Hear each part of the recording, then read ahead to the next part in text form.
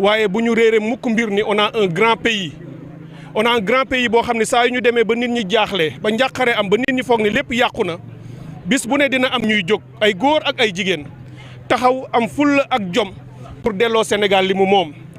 tey gannaaw ba juge Sabassy Faye ca Ziguinchor waxee ni Ousmane Sonko li ñu ko teg jaaduwul tooñ nañu ko persécuté nañ ko bundu xataal nañ ko jéem nañ ko toroxal ba delloo si ko woon ay àqam ak yelleefam pour ñu dugalaat ko ci liste yi état bi bañ loolu dem cour suprême tey cour suprême yebal leen fii ñu ñëwaat ci Dakar ñu layoo ko fii juge bi tamit muy koo xam ne tey dugal na turam ci taarixu Sénégal ba joxaat na Ousmane Sonko dëgg ne nañu ko delloo ci liste électorale yi wax loolu nag mooy la ñu tegoon ci kawam lépp ba taxoon ñu génnee ko naax saay na du dëgg donc jox nañu Ousmane Sonko dëgg ci kaw état du Sénégal.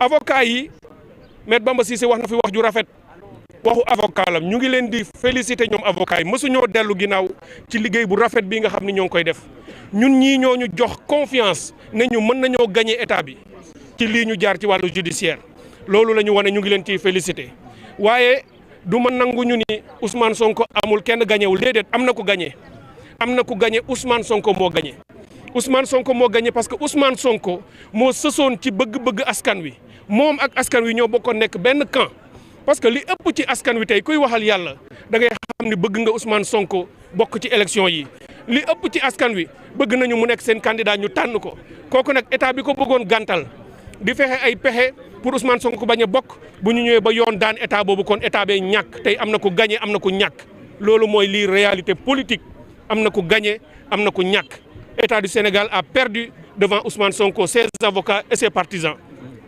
bu ñu waxee loolu ba noppi nag la ñuy doog a mën a wax lan mooy conséquence bi li ma dégg avocat bi wax rafetlu naa ko maa ngi ciy jaar di def appel au président Macky Sall boo jéemee jéem mu të nga fexe ay at di jéem a bundu xataal nit mu të nga fexe persécuté ko jël ko ba tëj ko ci kaso bi foog ni daan nga ko ba lépp jeex na waaye fu mu demee bu jaaree yoon rek mu gañe la da ngay xam ni yàlla nanguwul li nga bëgg a def nga dellu ginnaaw état bi naam am na droit tey def pourvoi maanaam ñu demaat ci yoon ñoom pour ñu attewaat yéexal jël rek lay doon yàggal rek lay doon jéem a xeexaat ak askan wi lay doon li may ñaan président Macky Sall il a une chance unique bii rek ko dese parce que tout est des pour ñu jeexal dépôt candidature yi na nangu ni dootul mën a am ndam devant l'histoire et devant le peuple sénégalais parce que peuple bi la défier na nangu mu reculer ànd ak ñi mu àndal nañu nangu ni Ousmane Sonko askan wee bëgg mu nekk candidat te yàlla jàppale na ko ci loolu nañu ko jox ses fiches de parrainage tey jii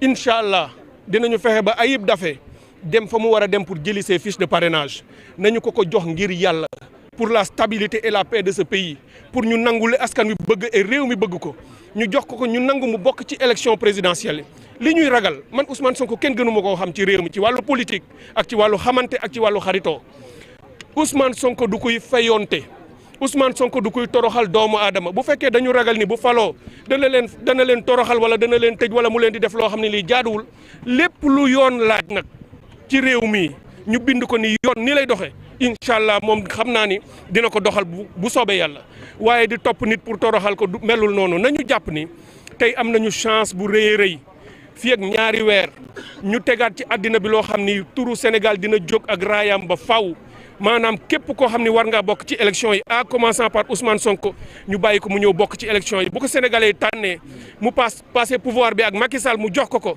Macky Sall ñu gunge ko mu dem leneen la cay am loolu mbiru yoon la du mbiru kenn du Ousmane Sonko koy décider waaye bu boobaa Sénégal dana ci jóg taxaw may profiter di wax président Macky Sall na jàpp lii aussi mu def ko leçon mu xam ne ñu jàpp ci kaso yi tëj leen ci ay prétextes yu fallacieux ci ay loo xam ne ni tegul ci yoon nañu leen bàyyi ñu génn ñu apaiser réew mi tey réew mi dafa soxla ku ko dajale réew mi dafa soxla ku bës xol yi ku defaat ba sénégalais yi retrouver waat autour de l'essentiel et autour de notre drapeau national donc moo tax ma koy ñaan mu jaar ci yoon woowu may am fierté di remercier ñëpp ñi nga xam ne mësuñoo dellu ginnaaw ci combat bi dañu yàgg am histoire yàgg am espoir ak espérance que dëgg dina mës a feeñ te tey loolu mooy cëppaandaw bi fii dëgg feeñ na jox na dëgg Ousmane Sonko ñu ngi sant di gërëm di am yaakaar ni dinañu continuer dans cette voie pour le triomphe de notre peuple inch'Allah. Je vous remercie. Eh bien, je voudrais dire seulement à la suite des brillants avocats qui ont parlé ici, que c'est un grand jour, un jour glorieux, un de ces grands jours dont les Sénégalais ont le secret. Ce pays peut avoir des difficultés, c'est normal. Nous faisons face à énormément de défis et de dangers.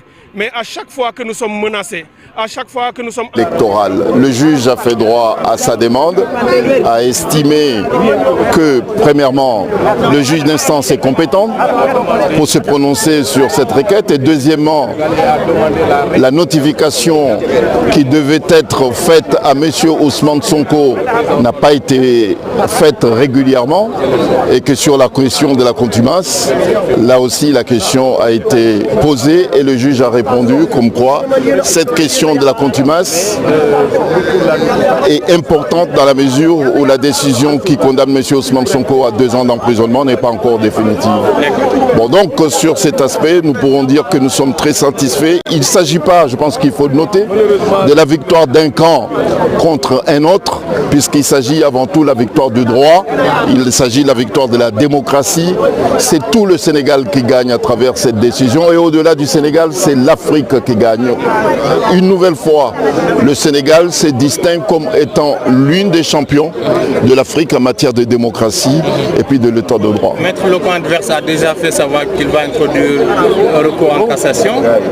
C'est pas sage. J'ose espérer que c'est une réaction. C'est une réaction d'une personne ou bien des clans qui est un petit peu désespéré. Je tiens quand même à le rappeler que Ousmane Sonko n'est contre qui que ce soit. Cette décision n'est pas rendue contre l'État du Sénégal. C'est une démarche d'un citoyen sénégalais qui demande à juste titre sa réinscription sur les listes électorales. C'est le droit de tout un chacun. Donc je ne vois pas comment et pourquoi, pour quelles raisons les moyens de l'État du Sénégal sont déployés pour anéantir politiquement un citoyen qui ne fait que demander l'exercice de son droit. Bon, donc j'ose espérer que la raison l'emportera sur la passion. Merci beaucoup, maître. Maître, vous avez bon espoir que votre client pourra prendre parti à la présidentielle? Notre client doit être candidat au présidentiel. Le droit est de notre côté. Et nous sommes dans un État démocratique. Il y aura toujours des hommes et des femmes qui tiendront haut cette draguée pour que persiste la démocratie et l'état de droit. C'est ce à quoi nous avons assisté depuis le début. Le compte à rebours pour la présidentielle est lancé, il reste moins de 3 mois. Je n'ai jamais eu de doute que Ousmane Sonko serait candidat. Le camp adverse a fait savoir qu'il va introduire un recours en cassation. C'est leur droit. Ils devraient encore perdre. Est-ce que vous avez le droit de parler un petit peu? La motivation du jour. Assalamu alaikum. C'est le grand patrie qui a des ambitions et sur qui l'espoir est fondé de beaucoup de personnes. Il faut le laisser compétir. Il faut le laisser compétir. Et le meilleur va l'emporter. Donc c'est tout. C'est aussi simple que cela. Voilà. Merci à vous. Bon, ci wolof li ma mën a wax mooy bu ñu sante yàlla ba pare dañuy féliciter juge bi nga xam ne tey dafa confirmer les juges Ziguinchor waxoon exactement daf ko confirmer te ni mu ko confirmer